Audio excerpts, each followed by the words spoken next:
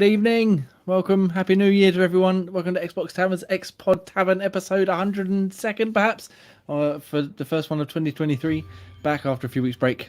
Hope you're all well. Hope you all had a great Xmas / New Year / everything else. But let's not delay. Let's bring the other gentleman in, shall we? We got MPV Graham. Hello. Hello, MPV Graham. Did you have a good New Year / Christmas? I did. He says, pretending I haven't spoke to you in that time. Yeah, no. I'm now suffering from ear trauma as well from overly loud dubstep. No dubstep yet. No dubstep yet. Let's bring in dubstep fan. No Millie Man Ian. Hello. How was your Christmas / New Year, sir? It was beautiful, thank you. Very quiet. Good. That's what we like. A nice, peaceful one. And someone who probably doesn't celebrate New Year because he's stuck in the mountain range somewhere. Scottish Gruff Ross. Hello. How was your Christmas and New Year? It was very alcohol fueled. I'll have you know. Never. Of course. Surely not. As in more alcohol fueled. Yeah. Yes. Well, why the hell not, eh? Why the hell not? Alcohol and haggis. Ooh. Oh, sounds like my idea of a good time. Some haggis bonbons can be. You love some faggots, don't you? What's that going to do with haggis? I was going to say that you've don't offend him already. We're only a minute and 45 in. We don't want to start off yet. Well, Dan's not here, so I've got to bully someone else now. So Exactly. Yeah, may as well Get the train rolling once Scott. again. So welcome back. Obviously, is it 102nd? 100%, yes. Yeah, it's good. 102nd. We're back. We're ready to rock and roll. Talk some Xbox news, games, and stuff like that. So let's get into it, shall we? Yes, sir. The topic of the week. Did anybody else get a chance to check out this article from our good friend Ryan McCaffrey at IGN.com? It's one McCaffrey straight away. Yeah. He wrote an article of what to expect from Xbox in 2023, and as everybody tends to do for the first podcast / article / whatever of the year, they tend to look forward, maybe make some predictions, have some considerations of what might come ahead of us. He's basically he's got a lot of stuff in here. I'm not going to read it all out, but he's talking about the games that are coming out, the sort of features that we could see. Things along the lines of Hellblade, Senua's Saga, Hellblade 2, Elder Scrolls 6, etc. Gentlemen, anybody got any thoughts and opinions on the year ahead for Xbox and gaming in general? I think it's going to be a solid Imagine year. we're still going to hear a shed load from the Blizzard deal. I don't think that's Oh finished. God, if that doesn't hurry up and finish, I hope that does.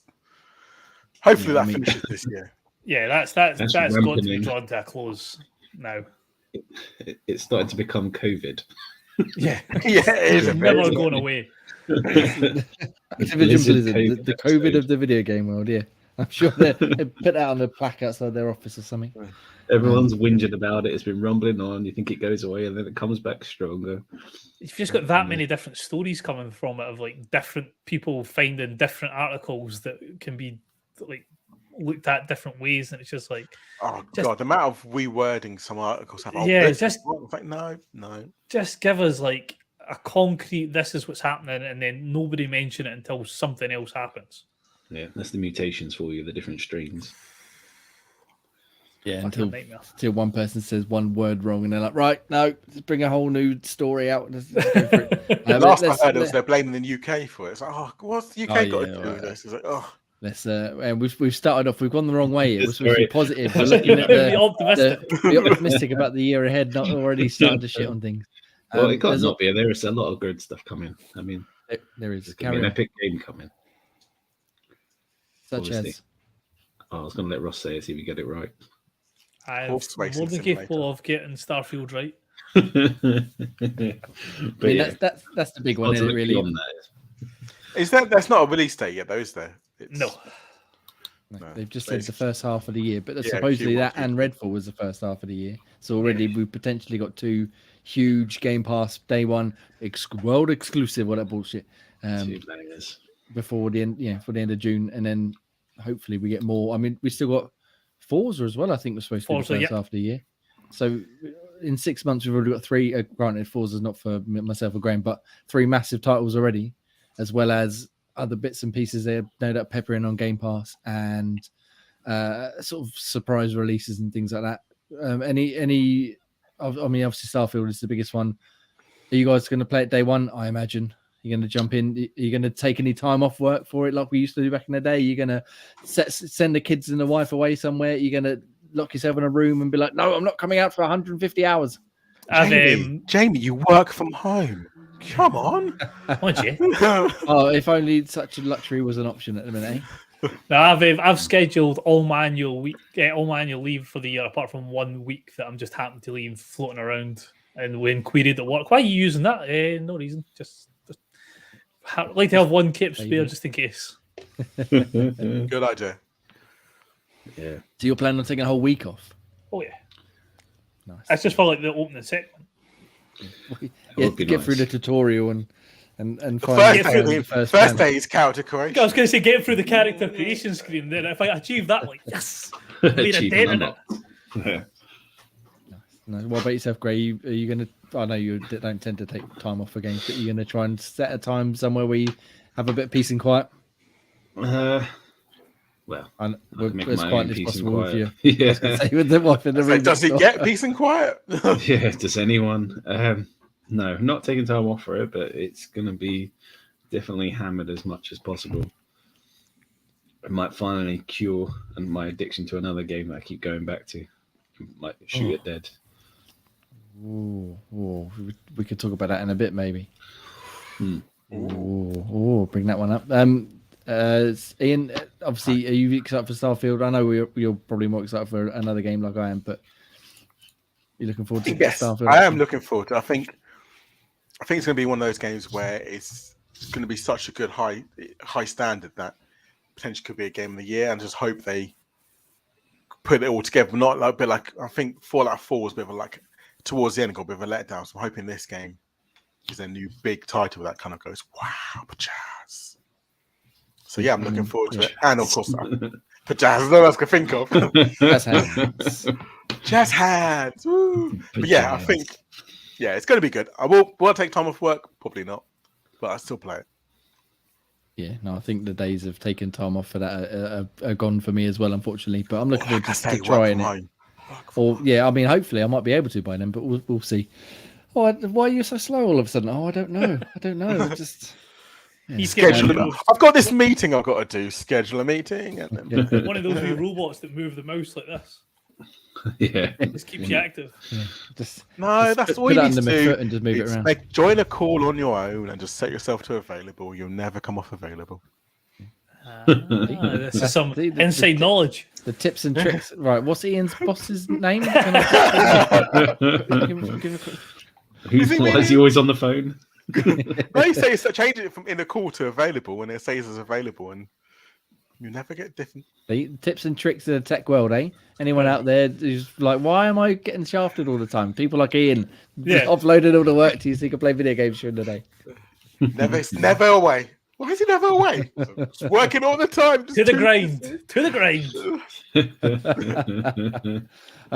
We got to talk about Redfall quickly, though. I did have another article up from Games Radar. They did a massive interview with, I've lost his name now, a couple of guys from Arcane. Again, it's a lot longer than I expected. I was reading through some of it earlier on. It sounds like they're aiming for something more along the veins of Far Cry, like a co-op Far Cry, rather than Left 4 Dead, like is the general consensus of what it's been compared to so far. So it's a big world, but it's not huge. But it's not just like a co-op shooter. You can play it solo, you can play it with a couple of people, you can stealth, you can shoot, you can do all sorts of stuff. And it looks like they're trying to pack in more like opportunities for play and mucking about than just having a massive open world with a settlement here and then 5 kilometers away another settlement. They're like trying to pack like Dishonored, like the levels are small, but there's so many different routes and alternate paths and rooms and stuff to find. It sounds like they're trying to put that into this co-op shooter. Ian, did you have a chance to check out this article at all, or have you seen any more of it since anything's come out over the new year? No, nothing major. I did have a quick glance at the article, and they do seem to go in quite depth of what they want to do, which is quite good. Like the whole drop-in, drop-out experience. So obviously you can keep going on and don't have to worry about holding back for someone to come join you and play. Yeah. And also sport and stealth combat makes me very happy, but I have to that solo because you don't do stealth, even though you love it. I do love stealth, and I'm quite good at it, except for in a game we'll talk about later on where it doesn't quite go my way very often. The other two on it, great. Does it being as much a shooter as a stealth game make you more excited to check it out, perhaps? No, I'm excited to check it out anyway. More excited to the fact that it's not like Left 4 Dead. That's a big win on my side. Yeah, Slightly less stealth. That's even more of a big win on my side. So, yeah, no, it looks quite big. Looks quite inviting. So, yeah, definitely willing to give it a go. And Ross, you obviously, I know you're keen for it anyway. Same sort of idea as Gray as well. I mean, as much I was looking forward to it when I thought it was going to be like a Left 4 Dead style game, but hearing it's going to be a wee bit more open, a wee bit more roaming and things like that you can do. There's like a home base. Just reading through the article, there's like a home base type idea, and that in it probably puts my excitement up a wee bit more for it. Yes, it looks. I mean, like I said, I haven't read the whole thing just yet, but it's rustled my jimmies in the most positive way possible. What I've read so far, and obviously with no release date yet, but please let it be before Tears of the Kingdom, because otherwise you've got no chance. I'm just going to be playing that all the time. Another game that's been pushed back for a while, which is supposed to be coming this year, although not in the first half, I don't think, is Stalker 2: Heart of Chernobyl. Obviously, this is a Ukraine-based studio, as he puts here. So they've had a bit of troubles lately. I think they put up a video at Game Awards, and they all where they were in the trenches, like sending messages to the Game Awards. Like, one of the devs from the game was actually killed in the in the conflict. Yeah, so that sort of pushed it back. That's obviously a knock-on effect. Yeah. I've seen like it's gaining quite a lot of momentum for people to buy the game, even if you've got Game Pass. Yeah. Just to try and support, obviously, like everything the developers are going through and things like that, trying to get a game out while their country's at war. Yeah, it's a Herculean effort from them. Horrible fucking situation. Without worrying about a bit of entertainment as well. Well, yeah, that just sort of puts into perspective, doesn't it? That's not good. So hopefully they can. I can't. I was going to be like, well, who else is excited? But now I feel like, well, maybe we should. I mean, it's the thing is, it's one of those games that's like I'm desperate for it to come out. Any sort of game that's based in Chernobyl always gets sort of pricks my ears for attention. But obviously, this is one of the few games where if there's massive delays on it, you're sort of like, you can see why. Yeah, you get quite happy to sit back and just wait and. Once the devs get it out, I'm sure that the community will be fully behind them and supportive of what they managed to achieve. Yes, too true. Hopefully it all ends soon. Everybody is as safe as possible, and eventually we can play a decent video game. And now let's very awkwardly move on to another video game, shall we? It's very awkward. Anyway, video games replaced. Anyone else excited for this one? What's it? Who? What? Yeah, I thought that might be the answer. That is a 2D. I think it's like a detective, like action game.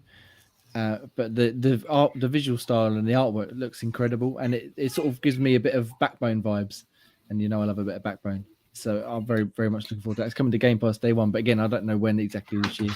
That'll be part of the Game Pass lineup later this year at some point. Highly recommend check out the trailer later on once we've finished here. I'm just going down his little list. He's got a poll here. Minecraft Legends, does that do anything for anyone? Minecraft Legends. No, I haven't gone back to that one. No, I think I've seen it and it looked quite fun when it was on when we seen it. Was it the Game Awards that was shown, or no, not the Game Awards? Summer Game Fest, I think. Summer Game Fest. It looked pretty cool, but Minecraft's not really up my street, but I can appreciate that it's a different spin on an incredibly popular game.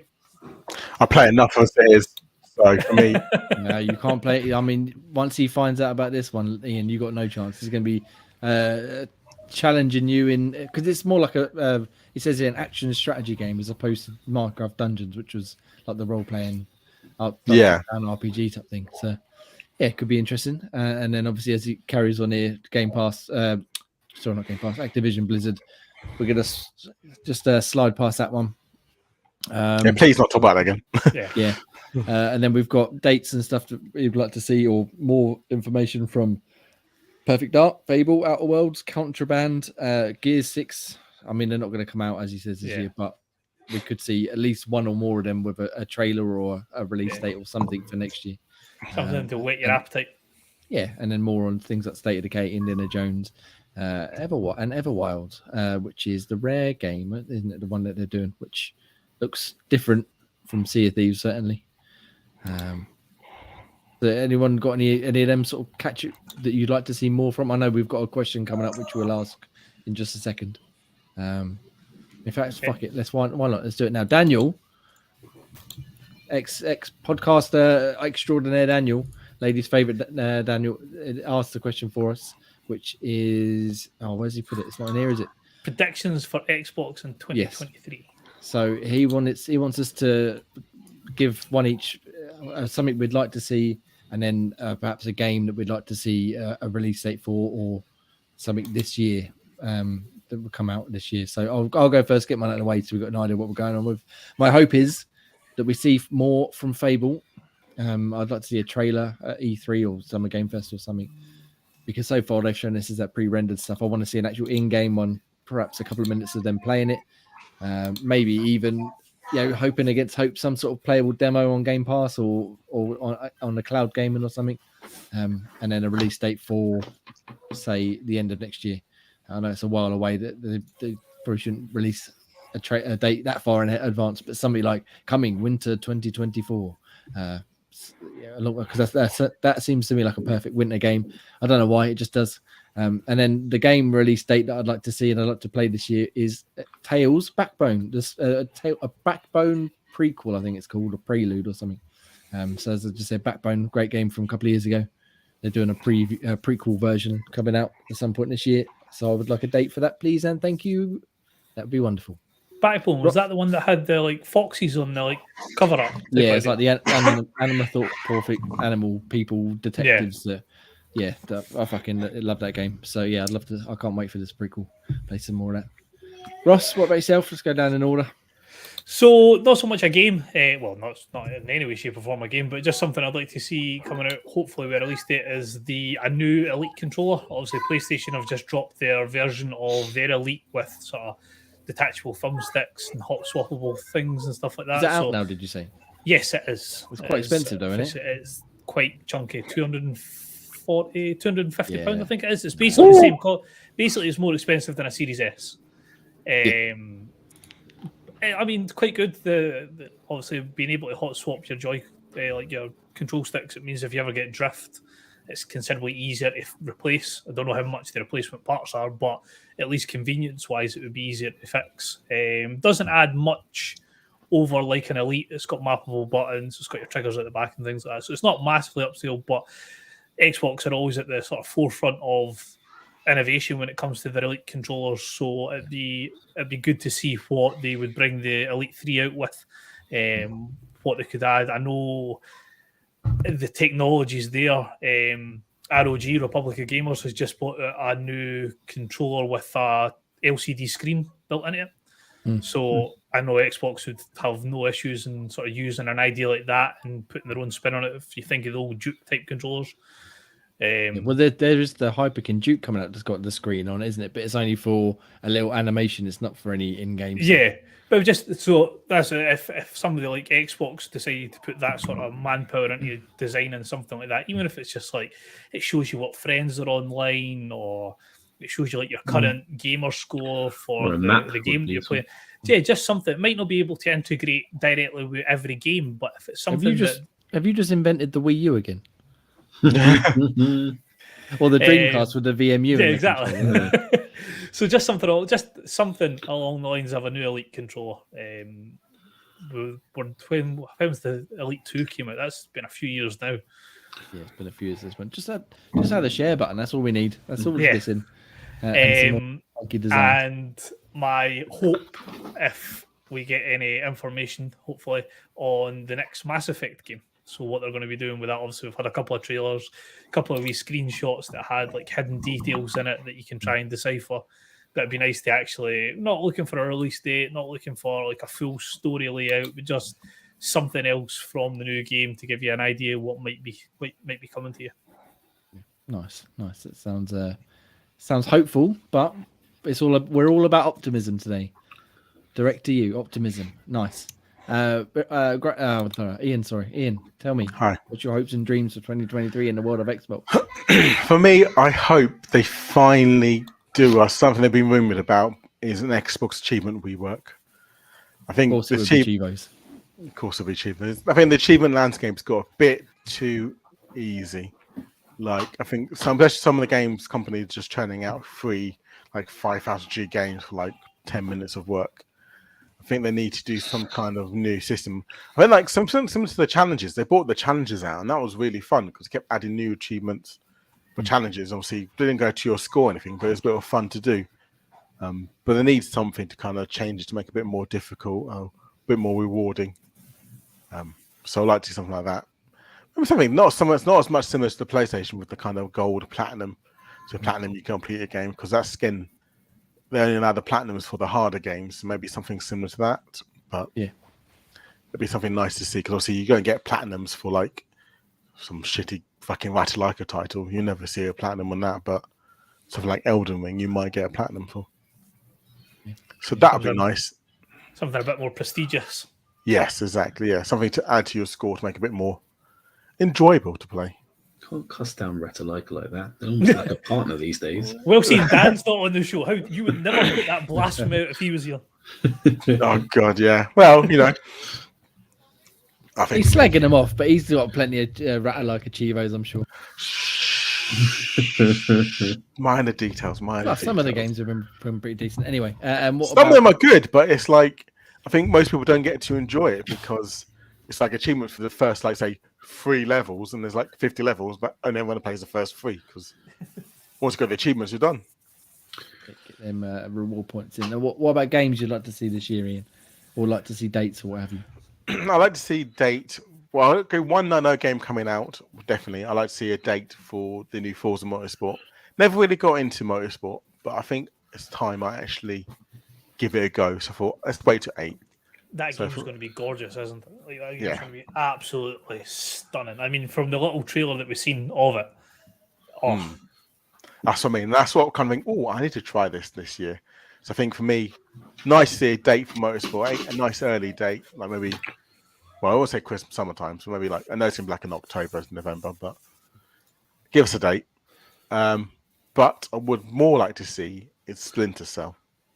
Give me either a remake or a new title. I know that apparently rumors was a remake. well, do we not see the little post for Ubisoft? Yeah, it was The a couple little- of days ago, and it just Yeah. the goggles with the hashtag Splinter Cell, and everyone was like, "Oh, is it happening?" Exactly. Give me something. Give me more.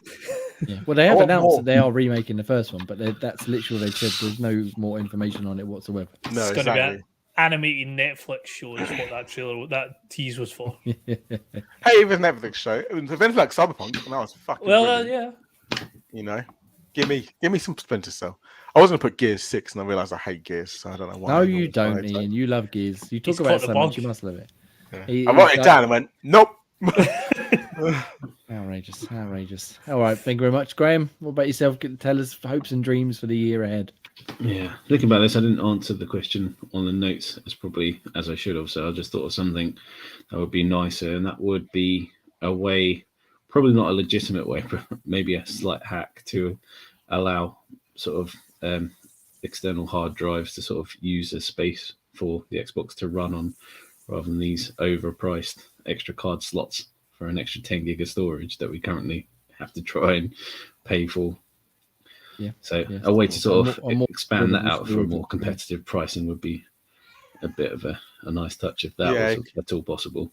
I know what you mean, yeah, because obviously you can use like normal XR drives, but it won't be XS compatible. Is it? Games, you have to swing them Yeah. backwards and forwards to sort of like freaking Tetris to try and get the game that you want to play, Yeah, which I is know what you fine. mean. But I mean, surely as technology evolves, there must be a faster hard drive that can run same sort of speeds as what they. Is it the one that- Seagate that does the one at the moment? Yeah, Seagate. Yeah, it's like Yeah. they're not the only ones. There's Macs. Yeah, there's plenty out there, but I Yeah, think at loads least of them that Seagate's can- got technology because obviously they've probably got an exclusive deal. Yeah. So that's what I said. It's probably going to be a hack rather than a legitimate thing. But it's something Yeah. that allow an external hard drive to sort of play games from there, so you don't have to keep pissing around. I'm sick of seeing update has paused, and you free up space every time, and it blocks all the other updates. Gets on my tits. And you should just delete Call of Duty off, Greg. You know it's a big file. Yeah, get rid of it. I know you like. Yeah. No, there's loads of games. So as they keep growing as well, there's going to be like you down to like 6 games on the internal hard drive because they're all just getting bigger and bigger. They just it's cheaper to buy another console than it is to buy one of the hard drives. It's mad. As for games, apart from the obvious Starfield that's coming, I'd like to see more information around sort of Elder Scrolls, other than just a small musical section. I'd see a bit more content of what to expect to really get the sort of juices going. I reckon if Starfield comes out before E3, we'll see something. Yeah, I was going to say you're going to have to release Starfield before you see anything from Elder Scrolls. So it needs to be early doors. Let the hype for Starfield sort of plateau and then hit them with Elder Scrolls. Yeah, no, it'll be available in 2027. I said it would be nice. Yeah. Again, hopes and dreams, optimistic. That's what we're all about. Yeah. And the only other thing is, as it's going to happen this year, the separation between sort of FIFA and EA. So as it's going to be renamed to, I think it's EAFC. I think they're in lines to call it, which sounds freaking horrible. But yeah, it's a bit weird. It may not end up being called that, or if it does, it's not the end of the world. But the way it's just gone over the last year, every sort of social media thing just keeps blowing up with everything around FIFA related. So it's got quite a heavy fan base. I can't see FIFA challenging, but they said they're going to make their own new game to sort of combat this. So it'll be interesting to see how that fight plays out. Yeah, and if they get the licensing for the names, because that's not going to happen easy.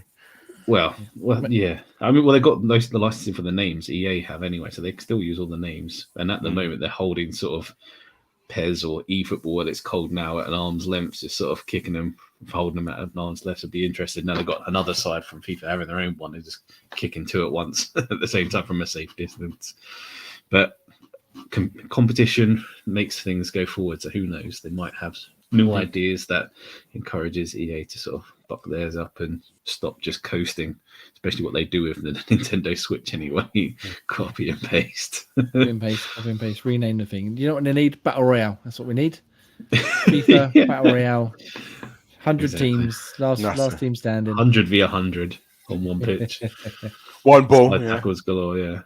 Yeah, and the ball explodes every 30 seconds. Whoever's holding it gets blown to pieces. See, it wouldn't surprise me something like that gets made. Exactly, we just sorted it. TM trademark. Although we can't make games ourselves. If you want it, got to pay us. Right. One more I want to say, and I really, this is again going back to what I said earlier. I pray the Activision deal goes through in June and doesn't get extended to the end of the year or something like that. Because I don't want to hear it for another 6 months this year. I don't mind up till June, but if it fucking gets extended, you know what's happening? COVID Ian is going to come back. Exactly, it's twice going to come back. Just as they're about to sign the dotted lines, fucking something happens, and then you know what? Wait, what about this vital bit of evidence? And it gets carted off to another year of trial. Yeah, another 6 months. Like, for fuck's sake, to be continued. Yeah. Nice. Well, let's get into the comments. We've got some comments from some of our watchers. Hi, watchers! If you're watching, it's still with us. Hello, Happy Cloud Gamer and Man with the Plan are in the comments. Hi, Happy Cloud Gamer says his predictions for this year is Redfall in February, Ghostwire Tokyo in April, which is, I think that's around when the end of the PS5 exclusivity runs out, and late May for Starfield. Forza August, he reckons. And his question is August, to us and to everyone at large, is what is the Christmas holiday game? Which is a good shout. No one really, I haven't really thought about that far ahead just yet.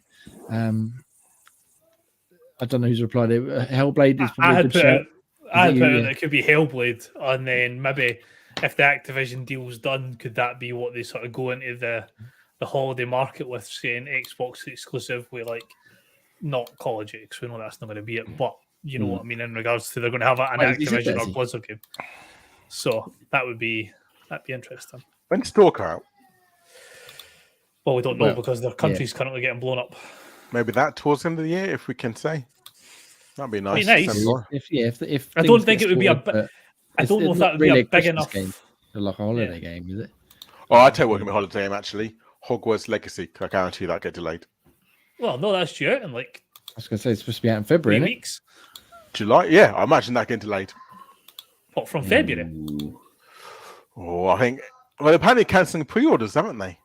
Oh, Yeah, really? because the last gen version has been pushed back to I think April or May, but the next gen version is still due down for February at the minute. Ah, At the okay, maybe minute. that's why. Yeah, Without sounding bad, Yeah. people need to get out of the whole like last gen. End of story. yeah. I mean, it looks the game does not interest me in the slightest, and I don't really care about all the controversy going around it. But it looks incredible, like the visuals, and I can't imagine running that on my ancient Xbox One that I've got upstairs that's currently creaking through Minecraft when the kids were playing on it earlier on. How the hell it's going to run that, I've no idea. I Yeah, I mean, think. Hellblade. Go Go on. on. No, you go. Okay, I was going to say Hellblade probably the biggest one I can think of at the minute that we know about, but I also not sure it's a big enough one to be like, here's our tentpole.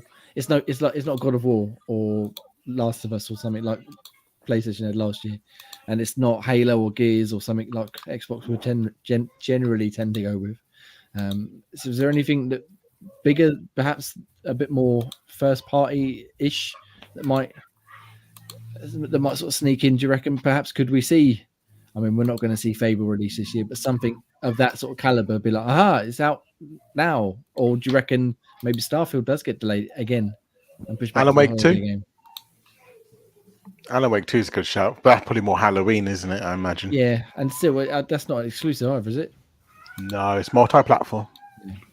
Yeah, so I'm trying to think of something more that would be like Xbox big release, holiday, Game Pass, suck my ass, PlayStation. You got nothing this year. We got this game. Graham, go. Anything come to mind? No. Wow, I just they've got thought Age of Starfield Empires. anyway. Starfield's going to be enough to sort of last for the next kind of year or two. Sort of Yeah, I think flopping that out because unless that's we an get some exclusive sort of big itself. surprise. DLC towards the end of the year. That'd be nice. Yeah, possibly. I'm sure there's games. Again, I didn't really prepare very well, but I'm sure there's other games that we sort of know about that could possibly come this year. We just don't know a date yet. That they haven't. Obviously, it wasn't in the first half of the year like their showcase showed, so it could be pushed back. But yeah, I'd like to see something larger than life come towards the end of the year, and make a big splash as opposed to the last couple of years where it's kind of been like, here's Halo. What's that? It's not very. What? Sorry. You're not happy? No, it's good. Honestly, I mean, it is good, but it just hasn't quite sparked the imagination like it used to. Do you know what? Off topic, I was literally just looking at something for obviously this year. What game's coming out? I have no idea there was going to be a Gran Turismo film. Yes. Is it maybe Like- Uwe Boll? I cannot see, like, I don't know what that's about. And Jerry Halliwell's in it. God, yeah, it's definitely made by Uwe Boll. Yeah, good. Like what? Like fair enough. Just completely looking for games coming out this year. I was like, oh, there's films coming out. I was like, Gran Turismo. Gran Turismo film, yeah, because there's also a God of War TV series and Fallout, yeah. Last of Us starts next week. Last of Us next week. Like, yep, Last of Us. There's Nier as well. Much You're excited talking about this. So yeah, so we've got plenty of stuff to look forward to that's not on the Xbox, but excuse me. Right. He also says, good old Happy Cloud Gamer, that he wants to see the Family Game Pass deal come out. And I know that's something that Lady's favourite Daniel mentioned as well to us. Yes. Do we think we might actually see this family deal this year? On I think it's they'll definitely It's be this year, definitely. without a doubt. They've already mentioned it. It's not one of the. It's not a game they need to worry about like lead times and things like that. They've already mentioned it's going to happen. There's no reason that they won't roll it out this year to get sort of even more people sort of linked up with Game Pass. I mean, I think most of us will benefit from it. I'm not saying every one of us will sign up to a family deal because I know people will be sort of sharing them between each other, but I know we'll all have a family plan mixed in with all of us to get a benefit from it. Yeah. I mean, if what they've said is true, like you and 5 people, I mean, that's plenty of people. I know my kids would definitely make use of it, especially lately. They've got them right into playing things like Minecraft and Fortnite and Fall Guys and stuff with their friends, so they need the online side of things. Do we reckon E3, or do we reckon earlier, perhaps at their own showcase, or even towards the end of the year, ready for Christmas? Maybe that could be their big Christmas doodad. When's their own showcase? Well, they haven't announced one, but last year they did one, didn't they? Which was in June, I think, which was Okay. around E3. So yeah, they could do that. I think maybe maybe they do an April showcase, maybe March, April, just before E3. I think if they wait till E3, is it kind of that's a bit too.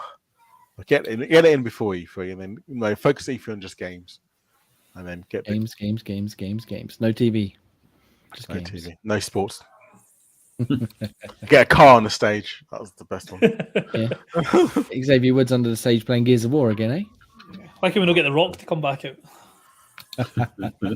No, he's going to be busy. He's far too busy. He's far too busy winning the Royal Rumble. Because they're going to win the Royal Rumble and faces. Anyway, we don't need to get into wrestling talk right now. Wait, who's winning the Rumble then, Ross? Who's winning the Rumble? Rhodes. Oh, no. Yeah, I mean that's the obvious one, isn't it? There's no reason to make The Rock win the Rumble. Sorry, we're sidetracking. This is a post-show production. We'll get into that because we've got other things to talk about wrestling. But anyway, Happy Cloud Gamer once again dropping some mad comments this week. Thank you very much. He says, well, he's a say as a dad. That's right. Good. He's got 3 gaming girls, so he would like the Game Plus Ultimate Family Plan 2 soon. And he also says rumors about a Minecraft store in Skyrim. What? I guess something to do with the creation. What's it called? The Creation Club type idea. Yeah, that's it. Yeah, and also he would like to see a new Banjo Kazooie surprise. Ta-da! New Banjo Kazooie. A lot of people. Banjo 3. Yes, Banjo 3.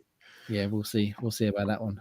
Anyone else got any sort of predictions or thoughts or dreams or hopes for the year ahead? Well, I mean, gaming related, please. Do you think we'll see anything? Too serious. Just flashing back. Do you think we'll see anything to do from GoldenEye? Oh, God, I forgot about that shit. Yeah, I know, because they announced it as coming soon, 4 or 5 months ago? So, do you think we'll see anything from that? That'd be nice. It's not a big one, but it would still be nice to have the fucking nostalgia of it. Yeah, it would. And for them to be like, we realise we fucked up, now we can add online play to Game Pass version. Yeah. I think the achievements came out like a year ago. And it was scanned into the game. I was like, there's nothing, Not yet. Yeah, so that's another, again, not necessarily the biggest game in the world, but it would be awesome to have that out at some point soon so we can play it and check it out and say, this isn't as good as I remember it being. Or hopefully not. Hopefully be like, it runs so much better, it looks lovely. And dual stick controls, eh? What a world we live in. When's Hades 2 coming out? I think that's have you not seen the backlash to do with this Hades? Well, not backlash. The internet idiots that have came out. It's meant to be a female protagonist this time. Oh, God. What outrageous. Pre-order cancelled. Not doing it. Yeah. So it's almost like, why do we need to make everything women-based? And why? Shut up. Just I'm not playing fucking play. Hades was spectacular. Just play the fucking amazing game. Although I'm never having anything to do with Hades in my life. But when did it come out? Point. We're not fucking talking about that shit. We're not fucking. Hades doesn't exist in my world anymore. Okay, it's just gone. For those confused, go and check out the quiz. Go check every quiz. I mean that's just cunts being cunts, isn't it? Like, no, it's I can't play as a lady. Fuck off. Play whatever you play as who you're being told to play as, and be a good little boy, eh? Exactly. Just enjoy the fucking game. Yeah. Enjoy the fucking game. Tomb Raider's made with a male protagonist. Yeah, I mean, if Mass Effect comes out and it's a mandatory female lead, then so be it. It'll still be fucking incredible. There'd be pitchforks if that happened. Oh, don't. Well, in fairness, there'd only be pitchforks because you didn't get a choice like every other Mass Effect game, but the point still stands. Yes, well, again, hopefully we'll get the answers to all of our hopes and dreams and more. Yeah, you set it up. You can only be Caden. No, we don't want to do that. No, that would be genuine. I think that could genuinely make me not want to play a Mass Effect game. No other players. You can only be him. Just turns his internet switch off for his whole town. It's like, no, if I can't have, no one's having this. Or it's a Caden and Karth tag team. Ross, I need something to make me feel better after that bullshit. Do you need some plugins? I need some plugin. Make me feel. I can quite happily do some plugins, please. Plug him. Oh, I'll plug him good. It's been a while since he's had a plugin, so I need to ease him in gently. So, Start to talk, work our way down. Patreon.com/Xbox Tavern. If you want to support us with your hard-earned cash, that would be greatly appreciated. There is various different tiers that you can jump in and give us a wee hand for, all with various different incentives. Shout out to Beth for the You're the One tier support. Much appreciated. Thank you for that. Apple and Spotify podcast. If you could rate us 5 stars, leave a wee comment underneath, saying what you like about the podcast, what you think you could do better. Any comments are always good comments, so it's just good to hear what the people think. Written reviews can be found at xboxtavern.com. Jamie will have a list of upcoming reviews that have been released in the last week or so. Socials you can see run along at the bottom of the screen.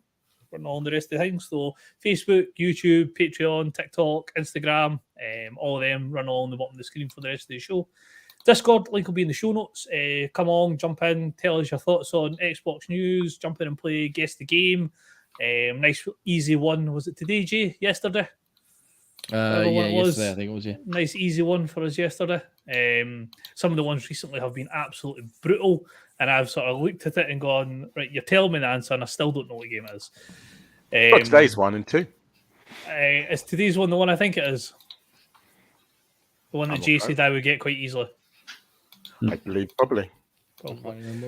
Carry on, I'll have a look what it is. And last but by no means least, insert coin. Xbox Tavern 22 can be used for £5 off orders over £50.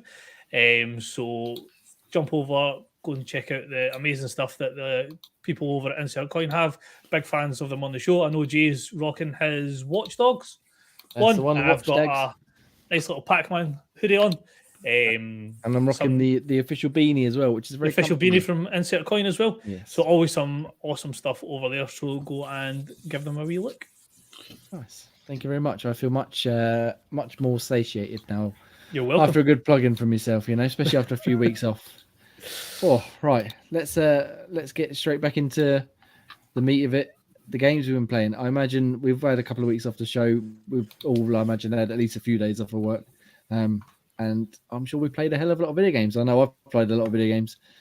Oh my, a lot of video games. So I've seen. Yeah. Tell you what, let's start, shall we, as we like to do with Project Game Pass. Did anybody else check out Deathloop over the holiday at all? No, silence. I have Good. not had a chance. Good. So let's, for anyone new listening or anyone who's forgotten, because it's been such a long time since we've done this, Project Game Pass, every month we pick a game from Game Pass, we play it, we discuss it, and at the end of the month we give it a quick rating. And that goes up on the site. We've got a full list of all the games we played over the last year and a half, 2 years, how long we've been doing it now. Sometimes we pick a game to play together. Sometimes it's a single player game. Sometimes it's a new release. Sometimes it's an older release. Just whatever sort of we decide amongst ourselves, or sometimes we put it to the community. For December, we chose Deathloop because obviously it just come to Game Pass. However, December is also a very busy time, so we run out of time so we kind of pushed it back. So we're going to do it for January as well. But I spent probably the last 5 nights playing it, and fucking what a game, eh? What a game. I know obviously none of you lot have properly got into it yet. I wasn't super high on it to start with because it was very confusing. I find, because if you're not familiar, the whole thing takes place over a day, and when you get to the end of that day, you restart and you have to do that day again and again, hence the loop in the title. But each day is split up into 4 chunks. Those 4 chunks you can visit one of 4 areas at each time, and then once you finish, say, morning in Updam, then you can do the afternoon in Coles Bay, or you could do the morning in Coles Bay and the afternoon in Updam, and then the early evening and then the evening something. And it's all about finding clues and objectives and stuff to affect something you do in Coles Bay in the morning will affect Updam in the evening. But if you don't, then when you start the loop again, you've got to do it again. But you already know you've got to do it, so you can go there straight away. And I found it very confusing to get my head around the concept to start with. But now I'm almost at the end. I've sort of got there's 8 visionaries you're supposed to kill within one day, and the whole idea is looping is to try and figure out how you kill them in the right order. And I've basically got it down now. I think I've got one more to try and figure out, and then I can go through and finish the game. But now I've probably started to get my head around the loop and the systems and the combat and the stealth and the powers and everything else. Oh, it's fucking. It's not as good as Dishonored, but it's fucking brilliant. So clever. And like I was saying earlier on with Dishonored and Redfall and stuff, where they're not big areas, but they're so densely packed with different, like little sneaky side rooms and corridors and hidden bits, and like one, I forget the name of the place that I was in, but I thought I'd explored everywhere, and then I found a door and I went through it, and it just expanded out, and there was a whole another side area where there was another set of side quests and new characters and new things to find and kill and pick up and information and clues and stuff. And it's just so clever. And I even now I'm still sort of, there's a lot of side stuff I'm trying to get my head round so I can finish that before I go through and actually finish the game. But I kind of want to finish the game as well, just to get that done. I'm sort of torn between blitzing through it now and trying to like fully, like almost 100%, and not quite 100% because I'm never going to do that. But yes, it's so clever. And every time, like I said, I think I've mastered this area. I come back at a different time of day and everything's completely changed. And then I've got a whole new set of things to find and discover. And yeah, I'm loving it. Absolutely loving it. I wish I had more time in the evenings, to be quite honest, because I've only been able to play it like 2-hour bursts. And it's the kind of game you need to sit down for a good like 3, 4, 5 hours and just concentrate on what you're doing. But yeah, it's brilliant. It's brilliant. I'm looking forward to at least Ian. I know he loves these sort of things, but Gray said you said you enjoying what you played so far a while ago. Yeah, the story looked pretty immense from just even the taster session that I played. I'm worried that the stealth is going to become quite a mandatory part of it, though.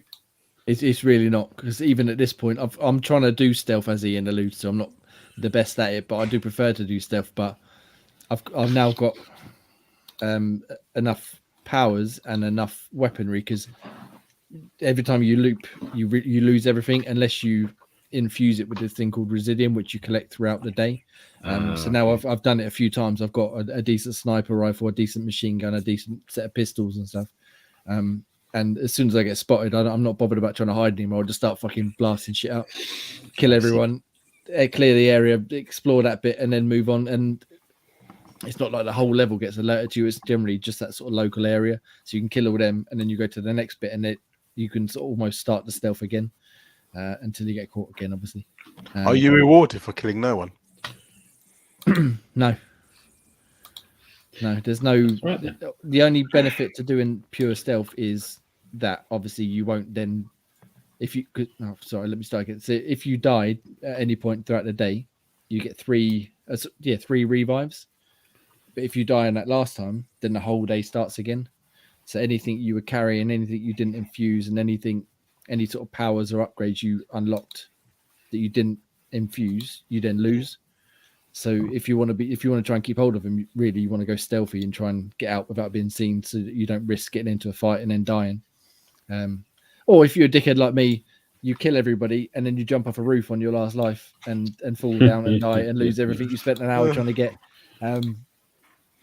But yeah, the only benefit is sort of being a bit safer. But again, if you do get into a gunfight, it's not like in Dishonored where it come up saying you killed 3 people or whatever.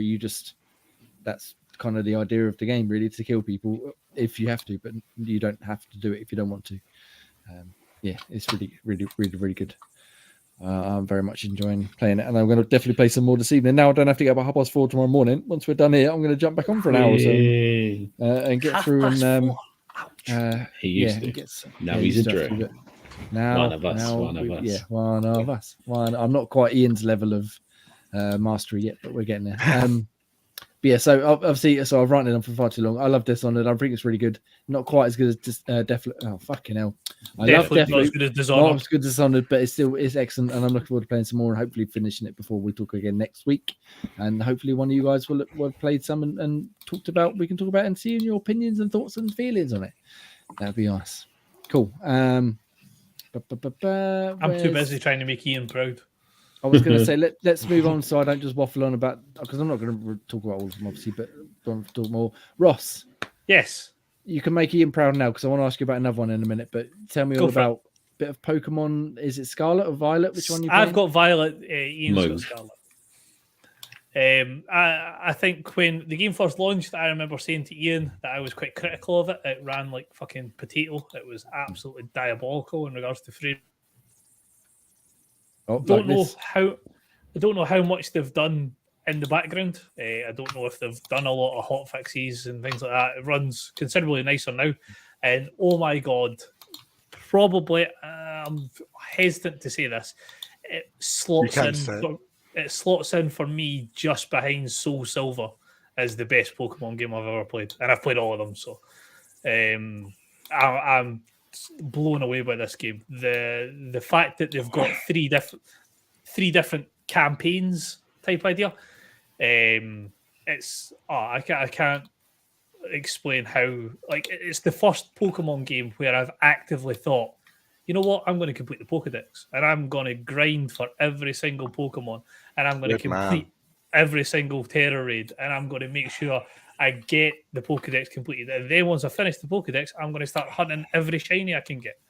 Because and then the DLC will come soon. And then the DLC will come out and I'll do it all again in that. I told you it was fucking good. I like it. It sounds bad. I physically can't put it down. If I get 15, 20 minutes, it's like, right, cool. I've got the end stage evolution of this Pokemon, but I don't have the first stage. So I'm going to have got my Ditto, and then I'm going to go and start a picnic, and then I'm going to put this one in with this, so I get this egg, so that when I get this egg, I get this Pokemon. And it's obsessive. This is the first Pokemon game since Soul Silver that has consumed me in this way. And it is mind-blowing how good it is.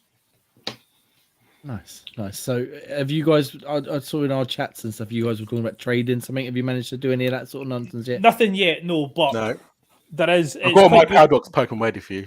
You need to give me your ones. Yeah, I've got all. So basically, in Ian's one, Scarlet, it's all the ancient ones, past type ideas. So it's all prehistoric type, ancient style. Whereas in Violet, it's all futuristic. So I've got all the futuristic Pokemon ready and waiting, and Ian's got all the past Pokemon ready and waiting, and we just need to go. Yep. I see. And that'll help complete our Pokedexes. Yeah. Nice. I'm very proud of you both. You've done me well. Pokemon, yes. Done you well. I saw special guest Pete over the holiday, and his kid come running up to me, and he was like telling me all about these Pokemon, and I can't remember any of the names he was saying, and I'm sitting there like, oh, that's really good. And he was like, you know, Jamie doesn't care. He doesn't understand a word you're saying. And I'm like, I'm playing along, though. So yeah, he's telling Granddad what he found. Just smile and wave, boys. He was so excited. I was like, yeah, good, yeah, awesome. And I was like, I don't know what you're on about, but yeah, carry on. Steve was his favorite granddad that he wants to tell the stories to. It was very sweet, bless him. Very sweet. Nice. Well, great. You've been quiet. Tell me all about games you've been playing this week, this holiday, I should say, or a game, and then we'll come back to you. Yes. So, what are you going to play? What have you been talking about? What are you going to do? Well, Midnight Suns is the one I've been playing a lot of, just because, I love that game so much after reviewing it in bits like I did before. But the story kind of hooked me, and the XCOM style gameplay and mixing it up with all the different characters. It's just, brought me back to the same sort of fun as I had with the Ultimate Alliance games, but in that different XCOM card battle-based system. And it's just, the way the characters behave, the building the relationships with it.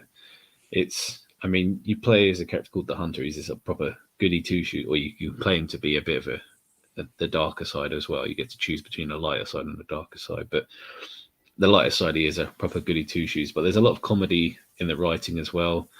And it's just, it takes you back to the sort of the old school comic or the old TV series styles version of these heroes. And every now and then, so it's just, I think the weirdest bit to explain it, how badass Wolverine was in the X-Men cartoon in the 90s. Just seeing him chill by the pool in his swimming shorts, talking about how he's glad that he can make friends again because everyone close to him gets killed. It's just chilling in his shorts, just by the pool. It just seems so weird. And you can have a picnic with him as well. It's just, he doesn't start making Pokemon eggs, does he? No, yeah, he's telling me how much he plays Pokemon Go still. I play Pokemon Go. But yeah, it was great fun, and the story is pretty cool all the way through, and the baddies, even the bad sort of super villains, kind of make an appearance. Not all of them, but you can see sort of Venom. You see a dark Venom in there. And there's a dark Sabretooth as well. And the only minor kind of drawback, you can see Hulk, a possessed Hulk there. He's one of the last kind of unlockables towards the end, and technically is literally like a couple missions from the end. So you kind of have to really sidetrack if you've been itching to play as the Hulk in your team and to sort of get the use out of him. Otherwise, you get him, and there's 2 final story missions, and that's the end of it. Okay. But the final mission was epic, quite long, and lots of different pieces to try and keep a lot of plates spinning to keep all your players alive. And yeah, it was great fun. I enjoyed that game. And if you're into that kind of XCOM style and card-based combat, it's amazing. The story's amazing, and if you enjoy old school kind of superhero cartoons or even the old Ultimate Alliance games, you still might get some joy from this as well. I just hate that it's XCOM style. I mean, like you're saying, I played the shit out of the Ultimate Alliance games, but just the XCOM style of it has just got me like really struggling to want to play it. Yeah, I mean, if you find it difficult, just mean you can whack it down to a story mode, and it becomes much easier. And obviously, you can just enjoy the ride with it instead, which you totally can do. There's no harm in doing it that way, and you can enjoy games that way now, which is quite a good thing for those that aren't skilled at XCOM, because even XCOM can be bloody tricky when it wants to be. So you finished that. Have you got anything you're going to go back and like finish off, or are you done with that completely now? There's no sort of extra content other than sort of the achievements, but I don't really care about 1000G in it. I'm not Ian. So unless they bring out any extra kind of content to sort of play through, there's not much to kind of go back through. I mean, there was loads of different things to collect, but I've done all the collect things. You can run around a location to collect all the different sort of journals and different other items, but they're easy-ish to find, and I've done all those bits. So the only things kind of left are literally the achievements, which involve certain conditions, as you know, as achievements are, which are rarely ever that fun to try and do. It's not like a super tricky thing to try and achieve. It's just odd, tedious things. Yeah. Make me proud in 1000G. It's why kick yourself in the nuts 10 times for an achievement. There's just no joy in wasting time doing something like that. Yeah, well, Ian, why don't you tell Graham about something you've been achieving in to try and inspire him? Well, I can't really say that because the game I've been playing on is based on not even bothering with achievements, and my life has literally been sucked in to the glorious world of Elden Ring. So finally, you said you were going to dabble into it. I dabbled into it. I'm about 50 hours in, probably. Like I've just been playing non-stop. Literally, it's That's more than a fucking dabble, sir. I mean, I think this game looks spectacular, but I do not have the gaming ability to complete it. It's just one of those things. Like I thought, oh no, I'll give it a go. You know, I just bought it because it's on sale. Fucking hell! I've literally just invested so much time into this. Like, I can't put it down. That's the point. The same like with Pokemon. I just can't keep. As soon as this podcast finishes, I'm whacking it on. It's just okay. One question: is it more fun than the Dark Souls kind of games? Because those kind of games are for bellends. So yes, it is a lot more fun. But I've never really tried any proper Dark Souls, so I can't really compare. But from what I've played so far, it is a bit more enjoyable. I think the open world aspect does help it to a degree, because obviously with Dark Souls it's very linear, whereas this you can basically go around if you fucked a boss because you're too weak that you can't kill, you can just go, okay, I'll come back to you later. You can fuck off somewhere else and like do other little smaller dungeons, or basically just try and grind for some levels. Okay. So you can do that kind of. You can grind to get a bit stronger to have a bit more of a chance. That kind of style. Yeah, exactly. Rather than throwing your head against the wall. Oh, no wonder why you're obsessed. Sounds more World of Warcrafty. To a degree, I guess you can over level a bit. But I still find it like you don't want to go too far level because you don't just destroy bosses without having fun. But yep, that sounds great to me. That's exactly how I want to play Elden Ring. I want to walk up to a boss and go And that's it. Health bar depleted. Victory done. Give me your loot. I'm next one. Yeah, I think there's still to a point where you can't, like I say, I think one thing I found recently is like I'm still pretty much, my character is very much a glass cannon.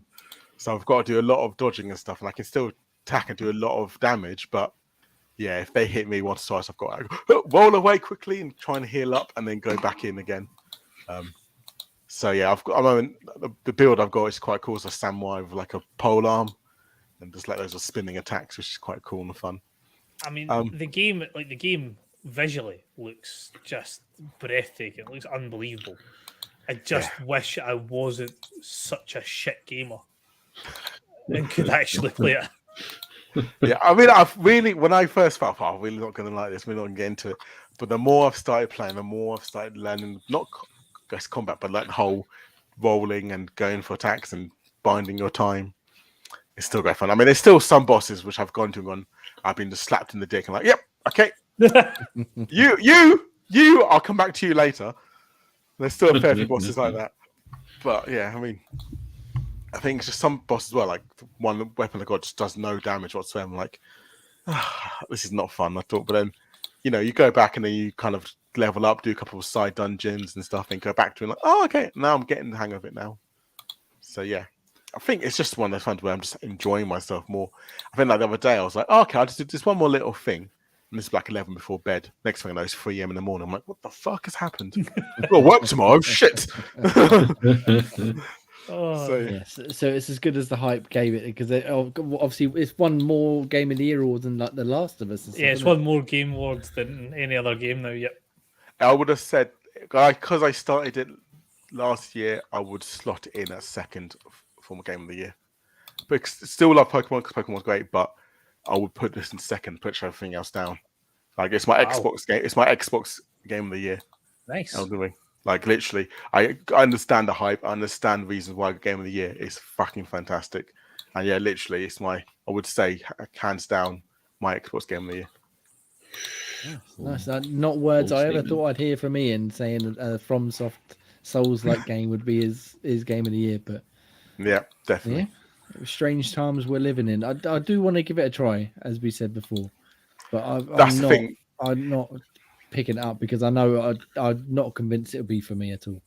It's one of those things. But that's the thing. I was convinced that it wasn't for me, and I picked it up, and I realized that you have to put in the time, and like I put in the time, and it's that sense of rewarding. And but yeah, I mean, it's one of the things that you can't just like, oh, I'll dabble in. No, you've got to, because you can't dabble in. Like I remember when I first got out to the open world area, I thought I'd try and fight this guy on a horse, and I kept getting fucking defeated by him, killed him.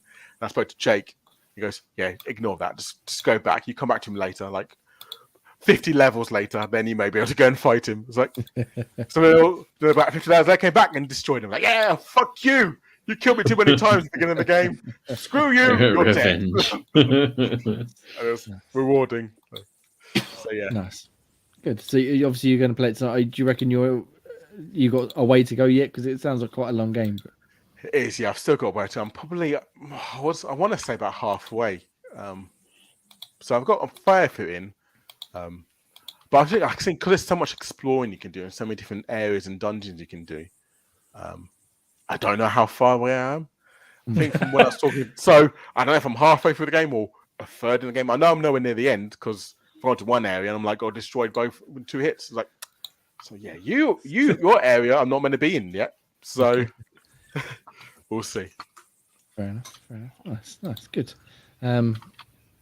Let's move on, shall we? If that's all right, go back to another game. Another game I'm very excited to talk to you all about.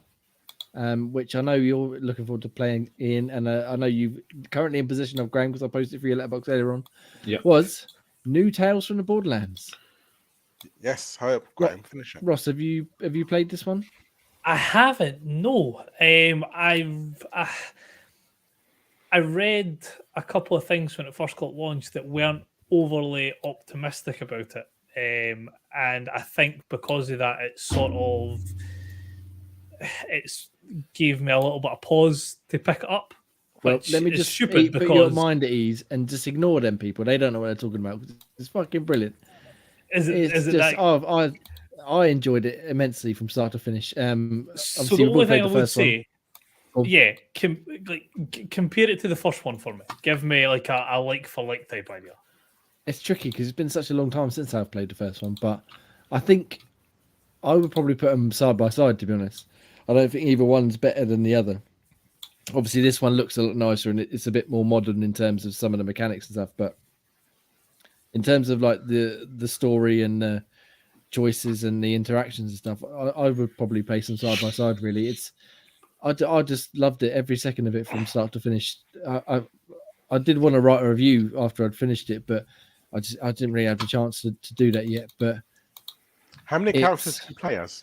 It cycles through 3, and I'm stalling because I'm trying to remember their names.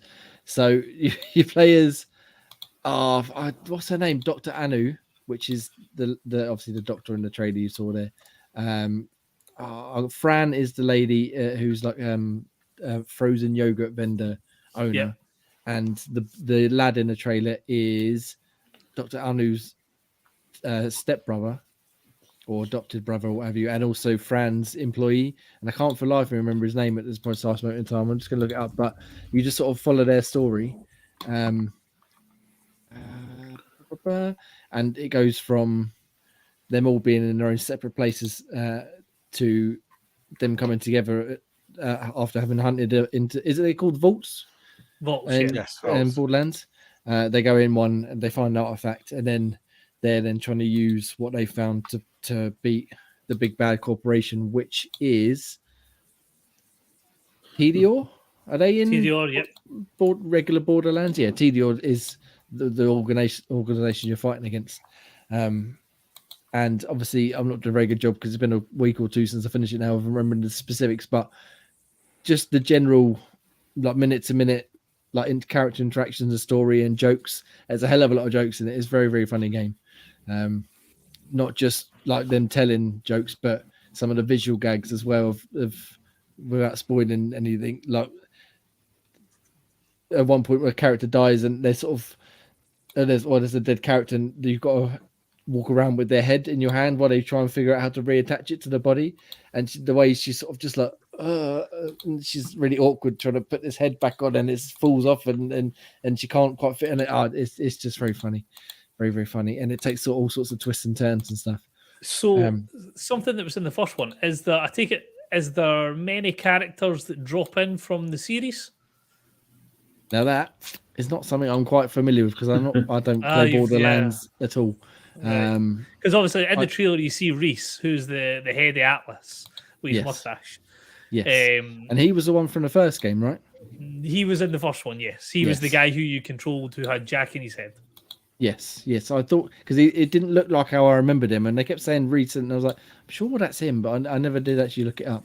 Octavio is young, excuse me, young lad with the dreads, and he sort of tries to be a bit of a like a wheeler dealer, like businessman, like trying to rule the streets with his business acumen, but he's a fucking idiot basically. He keeps cocking it all up, but it's really funny and it's quite it's got a few moments of like seriousness later on where they talk about some things that have happened in the past and all that. But yeah, no, it's a really, really good game. Really enjoyed every second of it. In fact, I'd want to play it again because unlike some of the other games, there's actually like different endings you can get as well with different characters, surviving or not, or doing this or doing that.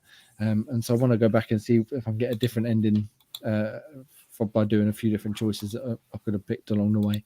Does it have an epic finger gun scene? There's no epic finger gun scene. Damn it. But again, without getting into specifics, there's other scenes not like that, of that sort of specificity, but along those sort of lines where it's just comedic value. Yeah, it's just funny and it's really, really good. I hoped I would enjoy it, and I ended up just loving it. It took me maybe 2 or 3 nights to get through all 5 chapters. I stupidly tried to 7-hour game or something. Or about 6 or 7 hours. I on New Year's Eve, about 2 a.m, after all the celebrations had wound down, I thought I'd just play for an hour. I woke up the next morning and I started planning. I was like, what the fuck did I do last night? I don't remember any of it. How did my characters get here? So there's a couple of black spots I don't remember, but really, really good. Really enjoyed it. I hope you enjoy it as well, Gray. You have to talk about it next week when you get to play it at some point. Yep. And then obviously we're going to pass it on to Ian and special guest Pete for them to play. I would post it up to you to Scotland, Ross, but it's a long way to go. Yeah. Long drive. It's a long drive. Postal strikes and shit like that. Well, yeah. But yeah, really enjoyed that game. So definitely look forward to more opinions on it too. I shall listen to your sage advice. Yes, definitely check it out. But one game you have listened to my sage advice about, which I'm also very excited to talk to you about, surprising no one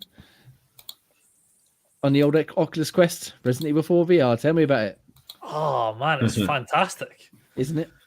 So I started off playing it, and I played it on the. Now I can't remember exactly what it calls. It's basically I've never really played much VR, so it basically gave you the option where if you think you might suffer from motion sickness, you can do like teleport. So like you hold a stick and it goes like the old-fashioned like CS:GO type arc that shows you where a grenade would land. Yeah. And that's like where you teleport to, for example. So I started off playing like that, and I thought it kind of breaks the immersion. Like it's weird. So like when you're in a fight, like you flick backwards, and all of a sudden you're like 10 yards away from your opponent. It kind of ruins the vibe of what like you want for a Resident Evil game. So I was like, nah, scrap that. I need to try and switch so that I'm constantly moving around. And holy shit, it does not hold your hand. No. So I wasn't expecting it to be. Obviously, I was expecting the VR side of things, but it's even the small things. Like, so the first time I had to reload my gun, I was like firing the shoot button and nothing was happening. I was like, what the fuck is happening? Why is it not loading the gun? Not knowing I actually had to physically take the mag out, put the mag in, slide the chain button, and then start firing it again. I was like, holy fuck. It's like when you've got like 4 or 5 guys running at you, it's not what you really need to be fucking trying to focus on. Yeah. Especially in that first opening scene in the village. Exactly. So when you're first getting into the game and like the guy's swinging his axe at you and you're like, what the fuck? So you've like hit 3 shots in him. Then you get outside and there's 2 guys waiting for you. You miss like 2 shots and you need to reload and the guy's still running at you. Like, it was at this point I fucked up. Yeah. But no, really enjoying it so far. Haven't had massive amounts of time to like put into it as of yet, but from what I've played so far, it's the VR experience of it is fucking amazing. Just having things like your watch, for example, where like, you can just turn your hand up and look at your watch, shows like your ammo, your health. Yeah.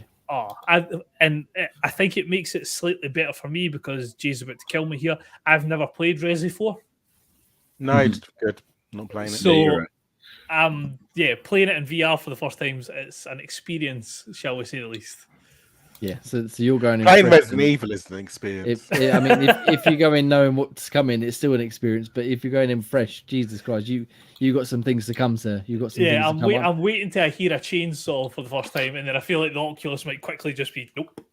Yeah, I was waiting for him. I've been past like the first time with him now, and like you were saying, like he's running at you, and I'm like, I've got the shotgun. You got like pump the bottom of the shotgun, and I'm fucking just shoot. But it's not just pumping the shotgun. You actually need to turn the shotgun in and like load the shell and then put the shells in. I'm like, it's like fucking stress. And I'm just about to come up to one of the. Well, I've beat the boss on the water, and now I'm coming up to the big gigante boss here, who was big enough on a flat screen, 4x3 monitor back in 2003. Let alone. In my face. I managed to play another about half an hour over the holidays, but as soon as I got the Oculus out, the kids were like, "Can I have a go? Can I have a go? Can I?" Have a go? Just on the subject of VR and scares, I also my wee man's obsessed with Five Nights at Freddy's. Oh yeah. So we picked up Five Nights at Freddy's for VR. That's interesting.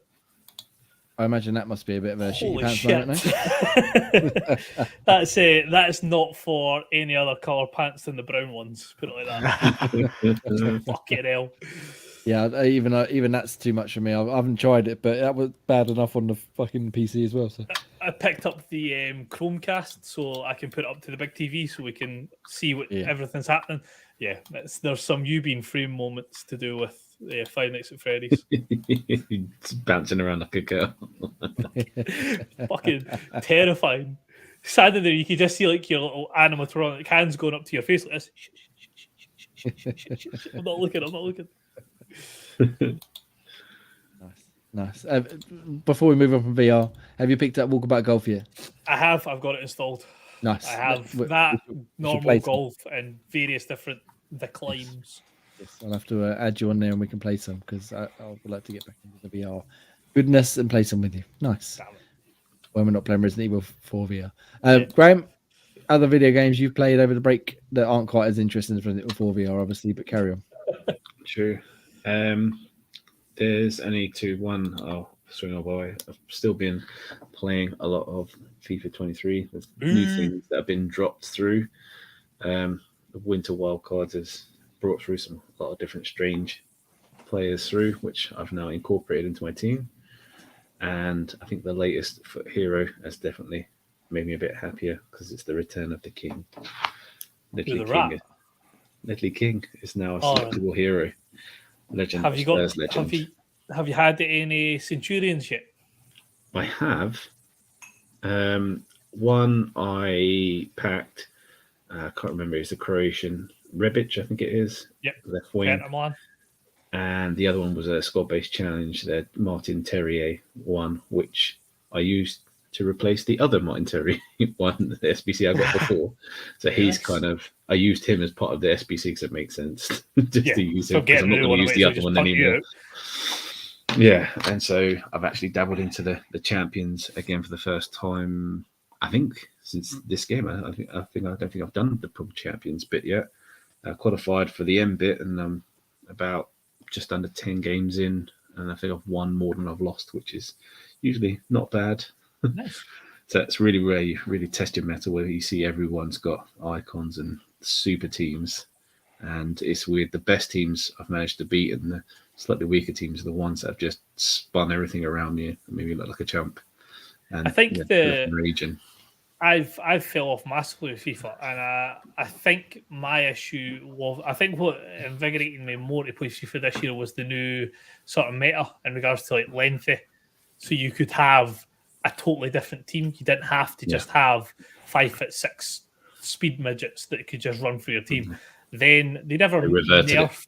They never nerfed lengthy. Lengthy's still good, but they bolstered like the other ones. Yes. So you basically just wanted a super fast speedy team again, and I'm like, it kind of like ruined it for me. Like I had like I can't remember what the promo was, but it was the Ivan Toney card that got the update. Him up top with Haaland, and it was just like the two of them together. They're not the speed demon type ideas. They had enough pace to do what they had to do, but you could play around different styles with them, and it was so enjoyable. And then they changed it, and I was like, nah, done. That's me. I don't want to go back to just playing speed merchants, playing Mbappe every single game.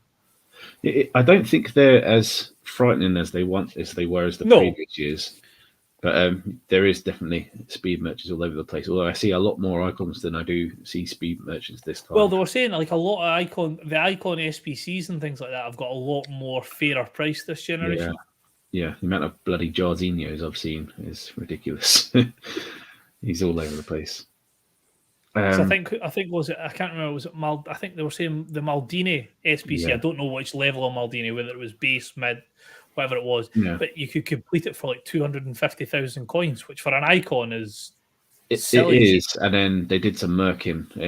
I saw it on TikTok how they did the father and child cards in the Winter Wild cards. So you've got Hullit's son, Maldini's son.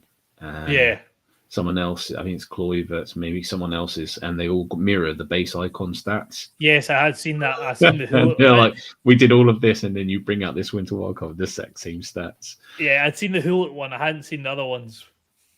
Yeah.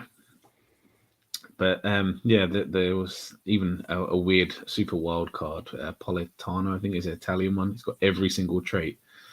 Not really seen before. Everything from like long throw to flare passes to flare shooting, just literally every single trait. Just for the banner.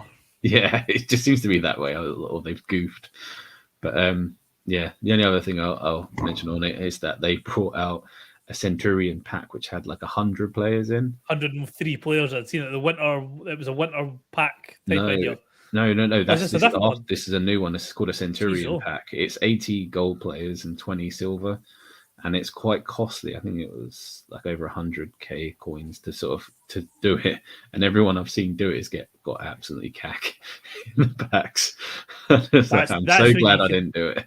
As you can tell, like EA are just sitting there rubbing their hands, going, "Fucking idiots." Yes, that's what I mean.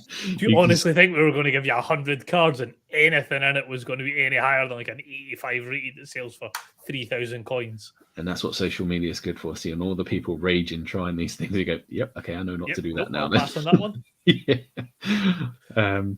But yeah, that's that. And the only other sort of game I've briefly dabbled in, other than the one I'm currently reviewing, is Tiny Tina's Wonderland.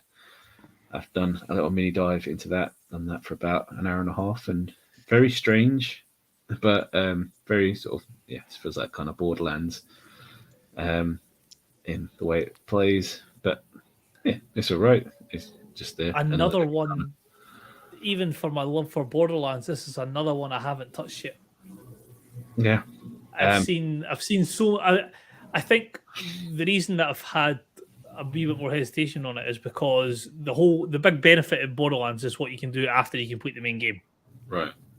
And from what I've seen in this, is the storyline's great, but there's no sort of incentive to go after the game. Right. And that's a bit disappointing. Well, it was a gift from Jay's massive loot box, so I thought I'd give it yes, a dabble. thank you, 2K. Yes, and yeah, not disappointed. Plays like a decent. Graphics are as amazing as you expect from a kind of a Borderlands game. Stories as comedic and as interesting as it was before. Just sort of barely got my legs under the table.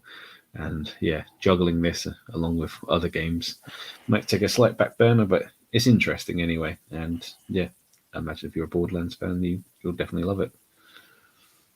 Nice. Yes, that's something to play with Ross late into the hours of the early hours of the morning once he finally gets his hands on it. Yeah. Ian, hi. Back to you, Ian. Right, do it. Video games. What else have you been playing? I can see one on there I definitely want to hear about.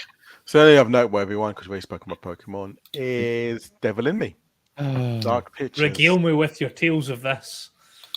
So it's one of the ones where it made me feel a lot more uneasy than all the previous titles. As in scare wise, or just it keeps you on the edge of your seat, like apprehensive?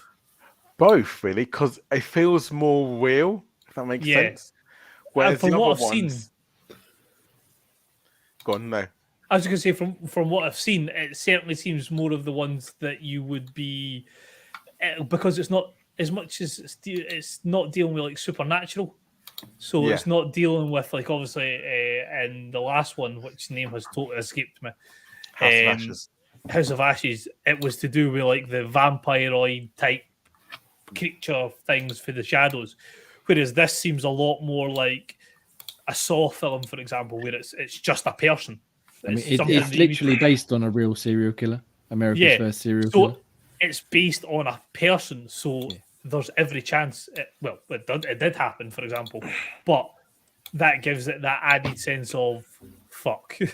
Yeah, exactly. It's that added sense of dread, and it's just, it made me like it was fun, don't wrong, but it's very much all that uneasiness, like, oh, this could actually happen. This could actually be. You could actually be in this. Like, this. Like it makes go. I'm not going to hotel again for a while because just get trapped in it and fucking want to have a man chase after me.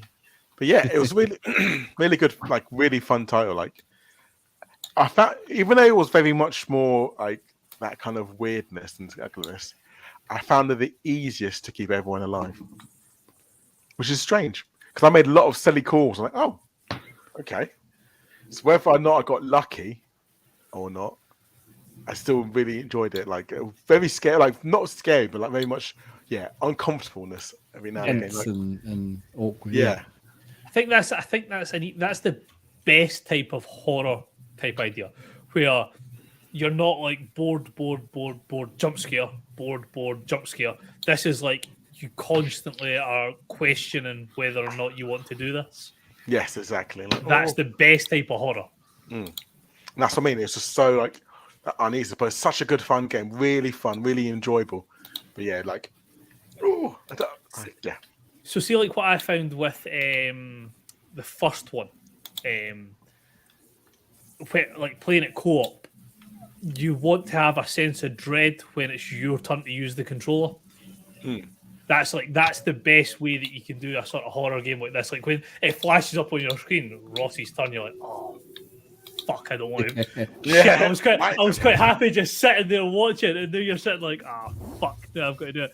Whereas like the last one in Little Hope, I didn't have the same as much. Little Hope more so than House of Ashes, because Little Hope was, again, it was playing on your subconscious. You were just at like unease the whole time. Yeah. Whereas I think it's the same with even horror films. Once you put a face on the scary element, you sort of make it a little bit easier to process. And the fact that it's just one guy as well, so it's like, yeah. Whereas, like, I can imagine with this one, it's like when it's the next, like when I get it and it flashes up saying Rossi's turn, I'm going to be like, oh, fuck. Yeah. I mean, I played it fully in co-op with Special Guest Pete, and there was a few moments, like, because obviously you chop and change who you're playing and stuff. And I mean, he'll tell you otherwise, but I'm telling you, we both killed the same amount of people. But there was one bit that I like you said, Ian, I should have known better, but I didn't, and they just they died, and I was like. Yeah. Like that was it's just one that was creepy, but that was actually quite gruesome the way it happened. Again, I'm not going to spoil it, but what happened to him was like, ugh. Oh, carry on. Let's move on from that part. Yeah. Now, one thing it made me wonder, like, especially in the co-op mode, like when I was playing for my own, I was trying to work out times where you could do co-op, like what scene would happen at the same time this scene's going on. So it would be interesting to see, like, if you're doing a co-op, to see, like, there's a couple of times where I'm like, okay, he's on his own, no one else is with him. What could be happening at the same time? Like, what could be going on? So it's like, it'd be interesting to think about and see if there's any extra new scenes, or if it's just something like one of the other scenes that you go on to afterwards in single player. If you transition to that next scene, or is it a whole new scene that you just don't get to see? Yeah, I know there was one bit that, again, Special Guest Pete mentioned when he played it through single player, because I haven't done the whole game on my own yet. I've only done the first few chapters, I think. But when we played through our co-op game, he'd already done that scene, like he got further ahead, and he was like, "Oh, I see why your character's doing what you're doing now, because I've already played it on my own and I saw the other side." So I take it, Jay, when you played it. When you played it with Pete, you played it online co-op. You didn't do it like couch. Yeah, no, online co-op. Yeah. Do you not find that just makes the experience so much like more terrifying? I mean, it doesn't help anything, especially if he decides to be a shitbang in the case. You go exactly. So you can be playing your bit in a fully lit room, nothing happening. It's nice and tranquil, and you're just sitting there on the headset. And I remember playing it with my mate to do with the first one, and you're just sitting there, quite enjoying yourself. It's quite a nice, relaxing period. And I think he was playing as the character that was Jimmy Olsen in Smallville. I can't remember their actor's name, but it was the bit with the sort of showgirl that had the sort of demented face. Oh, yeah, yeah. And she changed into a demented face. And I'm enjoying myself, and all I hear is, ah! That sends me through the ceiling, because I'm like, what the fuck has just happened? So, yeah, I feel like that's the best way to do the co-op, because then you've no idea what the fuck's happening on their game. Yeah, it's very interesting to do it online co-op. I do enjoy them that way. That's the way I prefer to play these games. But you finished it now. You kept everyone live. Have you started again, or are you going to go through in co-op, or are you going to? I've done it twice. So once killed everyone once. So in the least spoiler way possible, that's obviously the end of season 1.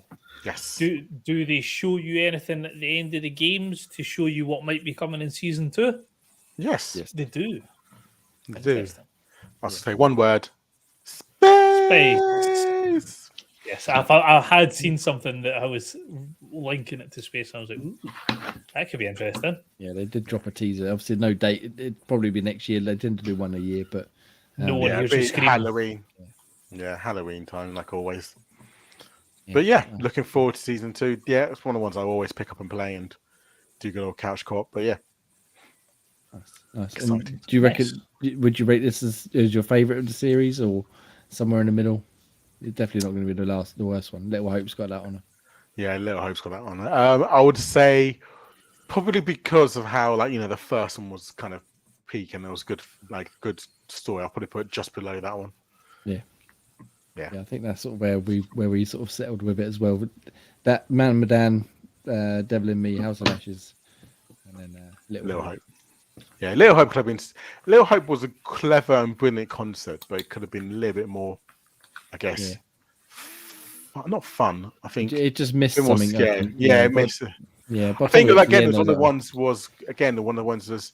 I felt like if you didn't fuck up your quick time events, most people would stay alive, regardless of choices. Yeah. Unless at the end, but So that's cheap. Where the other ones, choices mattered. Like some of the choices mattered. Whereas I felt Little Hope was literally, if you survive a quick time event, you're fine. Yeah. Wow, we could talk about it another time. But there was one bit in Man Medan that I thought was very, very clever, which I don't think has been repeated in subsequent entries. I'm hoping they sort of bring it back where they played with the two players' perceptions of things again. At the same time, yeah. I'd like to see some more of that brought back because I don't think they've really done anything. Is that the wee bit at this, like almost at the start of the game, where one player can see like the creepy guy, the creepy little lad? And it's actually the other player too. Some of the the one I was thinking of was a bit later on, but yeah, very good series. Obviously, great games. So that's Devil Me, blah blah blah. Anyone else? Oh, Ross, do you want to talk about Higher Life a little bit? Just that I solely wish that I had managed to play more of that because that would have been game of the year because this game is fucking amazing. I mean, you're wrong, but yes, carry on. It's not. Have you completed it, Jack? No, I didn't like it. What? I beat the first boss, and that was enough for me. No, it's brilliant. I love the comedy in it. I love the. Remember Jay's old? That comedy's. It's not even the comedy. I just don't enjoy the shooting or the gameplay at all. Didn't enjoy a single thing about it. That's because you're uncultured. No, it's and old. It's just I've never had a game where I've like laughed as much, like a non-co-op game where you've got like co-op banter type idea.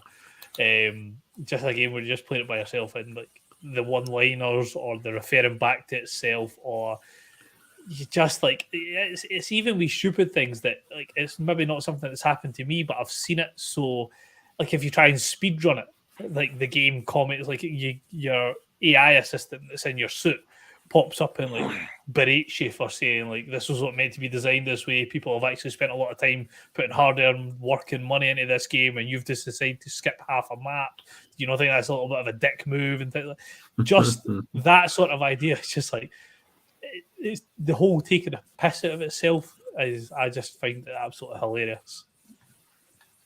It seems to have sort of divided people, didn't it? There's people like you who seem to absolutely love it, and there's people like me who just cannot get on with it whatsoever. Yeah, I think like and the best judge of it. See if you go on like Steam or Metacritic, that's exactly what the comment says. There's no like although when I'll not spoil it, but the review that was done for the site is kind of middle of the road, kind of. But if you look at the rest of the review sites, it's like 85 plus or 45. Yeah, it's like. You very rarely find like that middle ground because, as you say, it totally divides opinion, and you either love the game or you've got scunnered after an hour. Yeah, the only thing I did enjoy a little bit because it caught me by surprise was the opening, where it's the retro shooter type thing. After that, I was out. I had enough of that. But you never know. Did any of you two play it yet, Ian or Gray? Yeah, I've started it. Yeah, I've dabbled, but again, Elden Ring's taken over my life. I beat the first boss as well, and then when the other clone was there, I beat them too, just for the fun. Fair enough. Yes, it's one of those. If there was time, I would go back and sort of play through that bit, but there's other priorities. But yeah, I'd say I enjoyed it. Fair enough. Good. So hopefully, I'll be the outlier there, and everybody else will end up loving it quite a lot. I've got many more games that I played. I'm not going to talk about all of them because we'll be all fucking night, and it's already going too long as it is. So, just quick shout outs to I started last Hero of Nostalgia. Again, I beat the first boss, got a bit further in. It's not for me as much as I thought I would enjoy it. I'm done. I can't play it anymore. It's too hard, or it's not even. It's too hard. I just don't like that style of like gameplay and combat and stuff. And even what I hoped, like the comedy and the story and stuff, I thought might drag me through, like the initial growing pains. I can't do it. It's annoying me too much.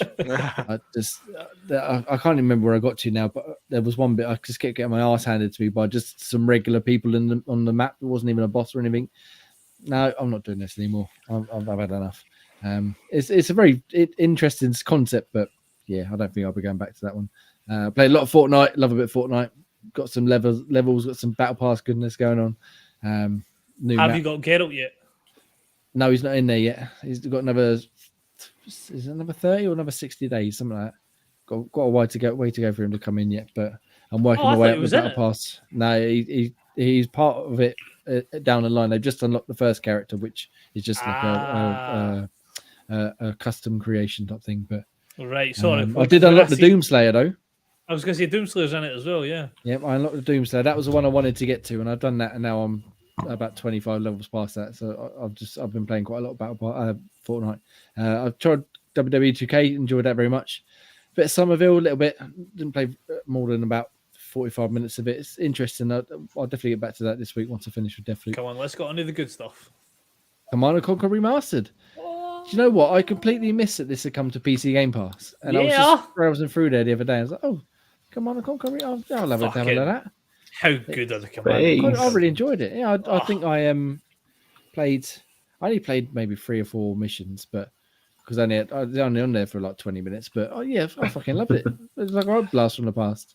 It was nice to play it on a PC this time as opposed to the PlayStation with the fucking trying to use the cursor on the not even the DualShock one, the original fucking analog free controller.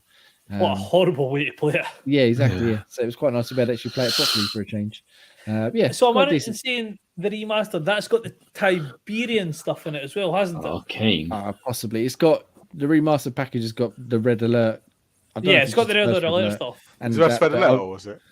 I think it's just the first one, yeah. And then it's got the first Command & Conquer.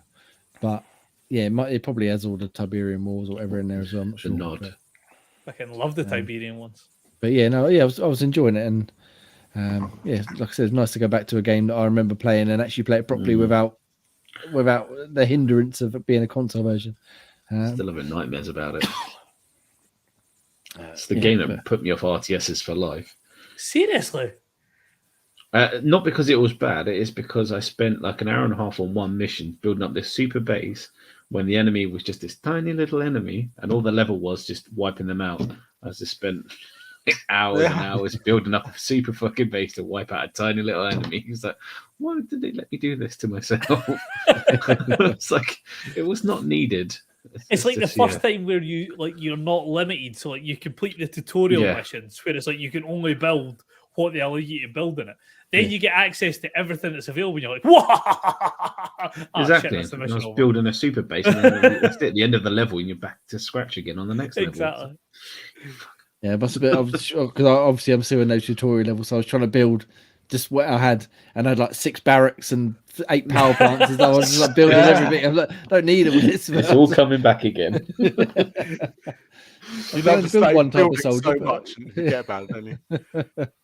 No, they should cap you so you know that you don't need to go beyond this bit to beat this level. You don't need to. I know, like being overpowered and then like woo, steamroll. 1,000 soldiers to beat 2 guys. Yeah, just literally it was that. It was so ridiculous. See, I'm the opposite end of the scale of the new Graham. This is the game that like drove my love for RTSs. So this is the game that got me into like StarCraft, Battle for Middle Earth. These are the ones. This is the game that was like, holy shit, this is like fucking awesome. That like, you build your own wee army and you can upgrade it to get all these like sonic rays. Just love these style of games.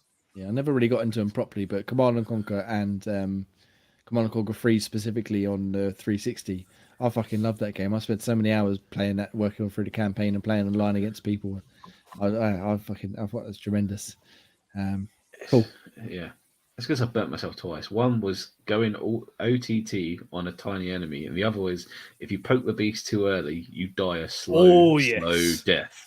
Yeah. And you try and stop the slow death, and then you just realise you're on there's no coming back from it. You poke them too early, and they just keep coming and just slowly whittle you down until it's literally dying a slow death. Yeah, that's And it's- normally the point where I give up if I reach a mission like that, and I'll just get absolutely wiped out.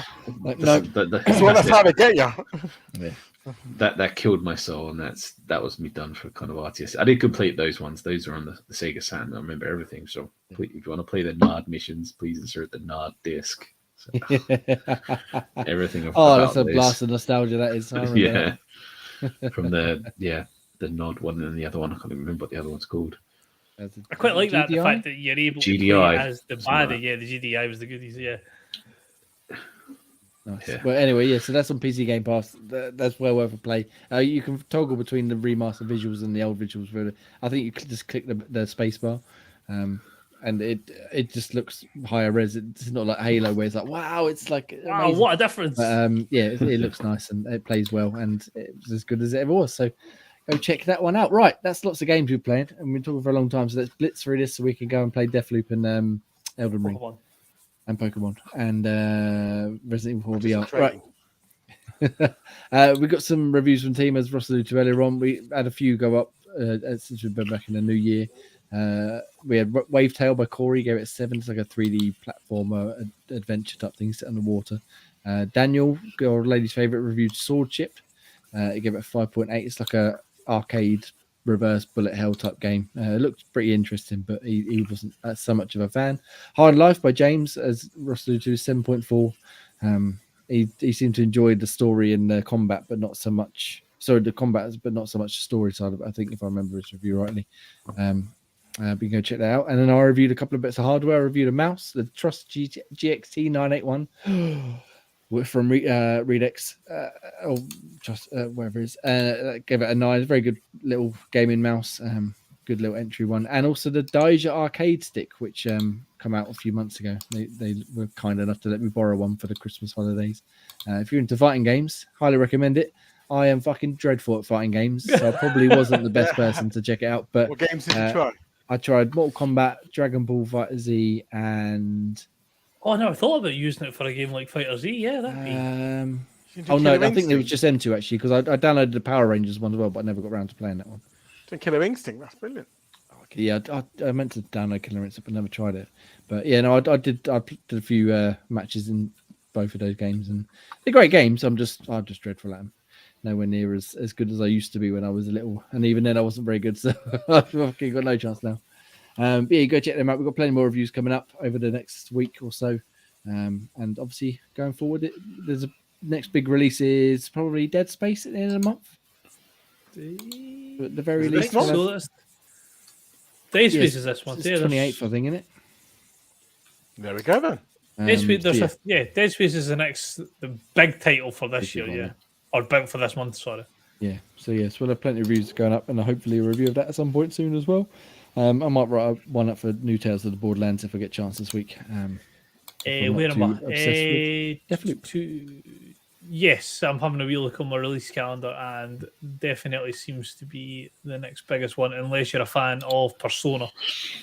Of course, yeah, Persona's coming to Game Pass. So speaking of things coming to Game Pass, Ross, tell me all about them. What a segue!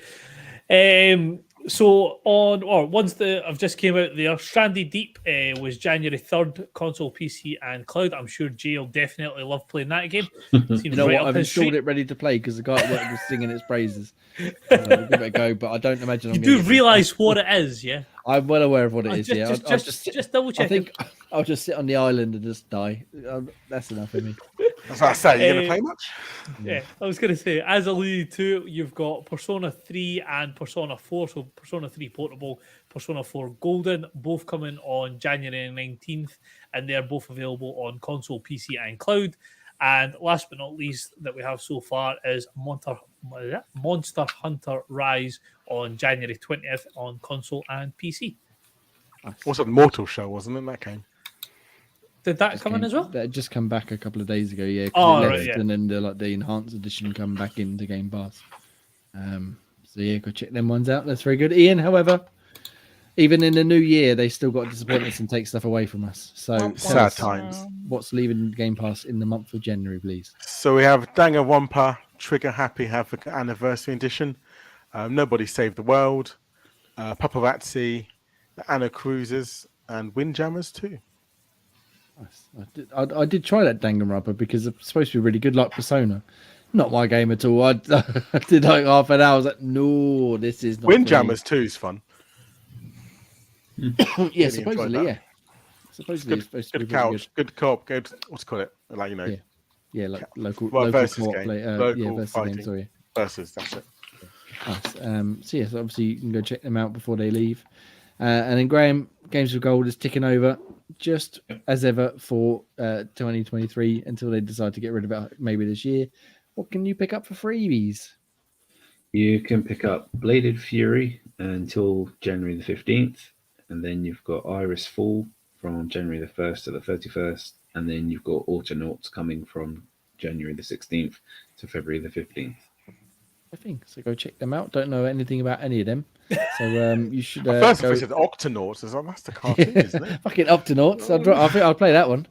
But yeah, so that is officially, I guess, the first podcast of 2023 of Xbox Tavern's Xbox Tavern podcast.